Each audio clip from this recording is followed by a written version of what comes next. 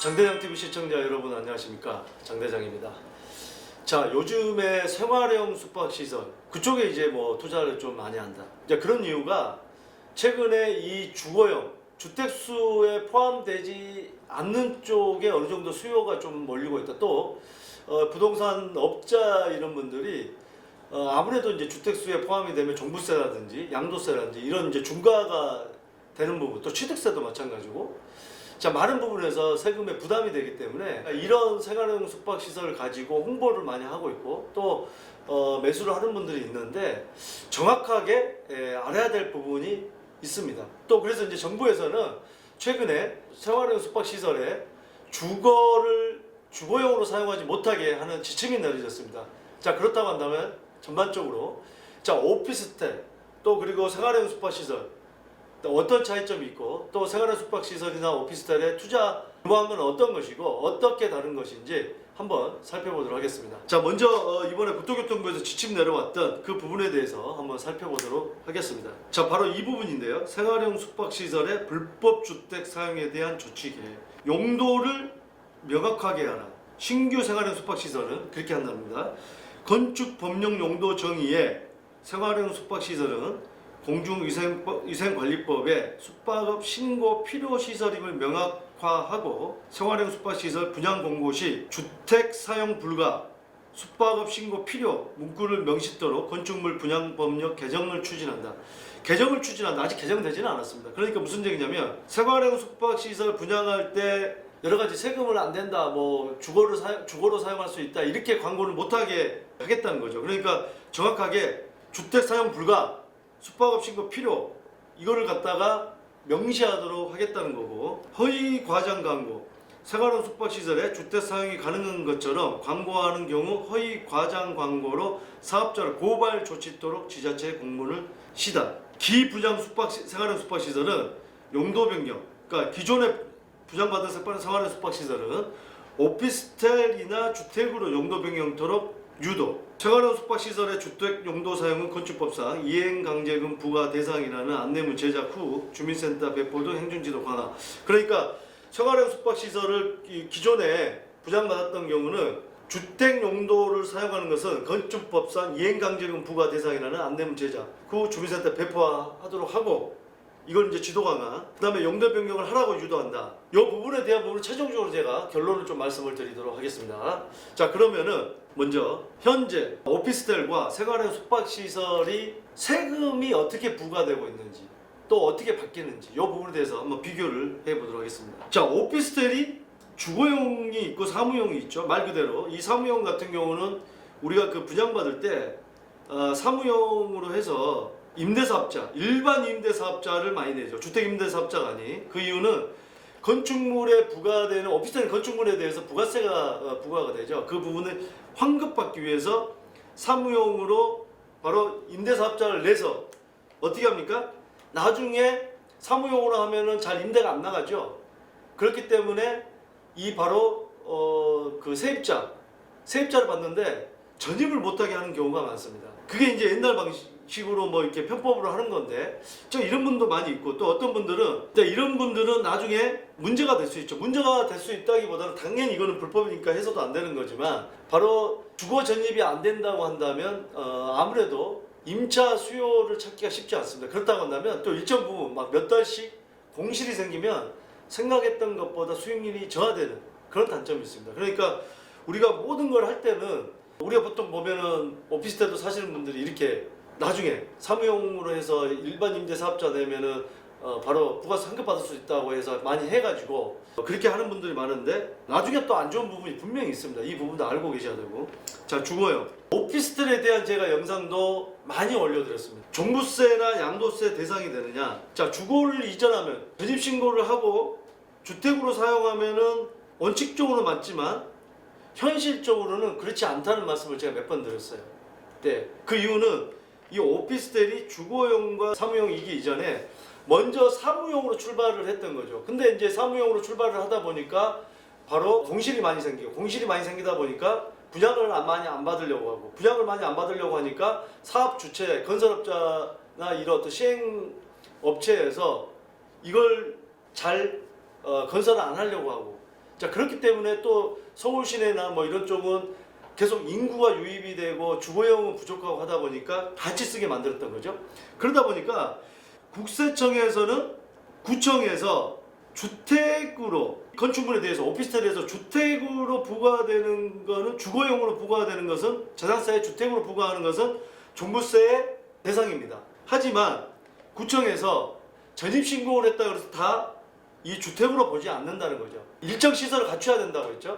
독립된 독립된 요리를 할 수 있는 공간, 또 샤워 시설, 욕실 공간 이런 거가 돼 있냐 안 되느냐에 따라서 보는 건데 일반적으로는 주거로 잘 보지는 않습니다.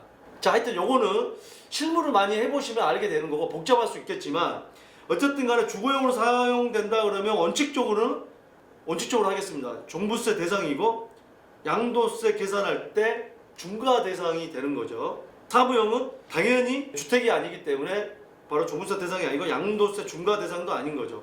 하지만 이 생활형 숙박시설도 이 주거용으로 썼든 전입신고를 해서 사람이 살고 있던 숙박으로 사용하던 둘 다 종부세 대상이 아니고 양도세 대상이 아닌 겁니다. 전입신고를 하더라도. 그러면 생활형 숙박시설 어떻게 전입신고를 해줍니까? 이렇게 생각하시는 분도 있지만 정말 형편이 어려워서 모텔에 사는 분도 전입신고를 해야 되잖아요. 우편이라든지 여러 가지.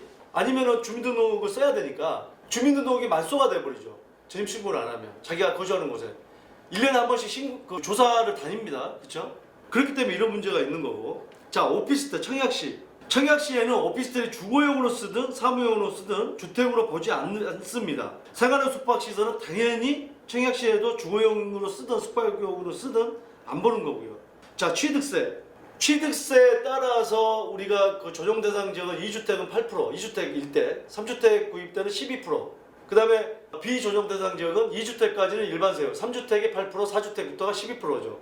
그렇기 때문에 주택수에 포함이 되느냐 안 되느냐가 당연히 중요한 거죠. 오피스텔 취득세는 주거용이든 사무용이든 그 자체는 4.6%입니다. 그게 세 번째 취득이든 네 번째 취득이든 100번째 취득이든 간에 취득세는 오피스텔이 취득하고 난 이후에 그러니까 중과세율을 주거용일 때는 주택수에 포함이 되는 거고 내가 아파트가 한 채가 있고 오피스텔을 주거용으로 쓰고 있다. 두 번째 살 때는 그대로 4.6%지만 이제 두 채가 된 거죠. 주거용이.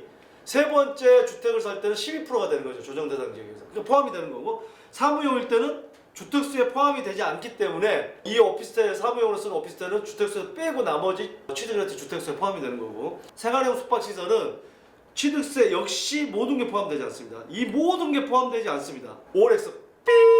그렇기 때문에 이 생활형 숙박시설에 많이 지금 어떻게 보면 틈새 시장으로 생각하고 이 부동산 업계에서는 이 개발자들이 많이 추천을 하는데 이거는 근데 잘 보셔야 됩니다. 자, 그렇다고 한다면 바로 이 생활형 숙박시설과 오피스텔, 생활형 숙박시설과 오피스텔에 이걸 보겠습니다. 그러면은 생활형 숙박시설이 모든 게 세금에 포함이 되지 않기 때문에 정말 좋은 게 아니냐? 네, 그렇지는 않습니다. 이 주거라는 거는 주거 환경이 좋거나 오피스텔이 근데 대부분 보면 대로변에 많이 있기 때문에 상업시설이 많이 있기 때문에 주거 환경 자체는 좋지 않죠. 물론 이제 주상복합에 있는 오피스텔 학군이라든지 역세권이라든지 그런 경우는 오피스텔에 비해서는 좋은 쪽도 있어요. 일반 오피스텔에 비해서는. 물론 전용 아파트 주거 전용보다는 좀 떨어지지만 좋은 경우는 있지만 자, 이 생활형 숙박시설은 쉽게 말씀드리면 이런 겁니다. 숙박하는 사람과 거주하는 사람이 같이 산다. 그러면 이 거주하는 사람이 선호를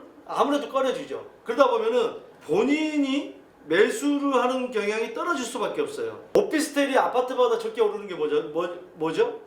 본인 매수가 상대적으로 떨어지는 거예요. 월세 받기 위한 게 많은 거예요. 물론 이제 투룸 이상 또 제가 그 영상에서 말씀을 드렸지만 환경이 좋은 거는 아파트 대체제로해서 많이 올라가는 경우도 있다. 하지만 이 생활형 숙박시설은 이런 부분 때문에 가격이 잘 오르지 않는다. 그러면 월세를 따박따박 받을 수 있는 수익형 부동산으로 생각해야 되는데 자, 이마저도 여러 가지 환경이 안 좋으면 오피스텔에 밀릴 수도 있다. 물론 최근에 분양했던 벨레역의 생활형 숙박시설은 3억대 분양을 해서 지금 7억을 갑니다. 자, 그런 경우는 분양가도 조금 저렴했고요.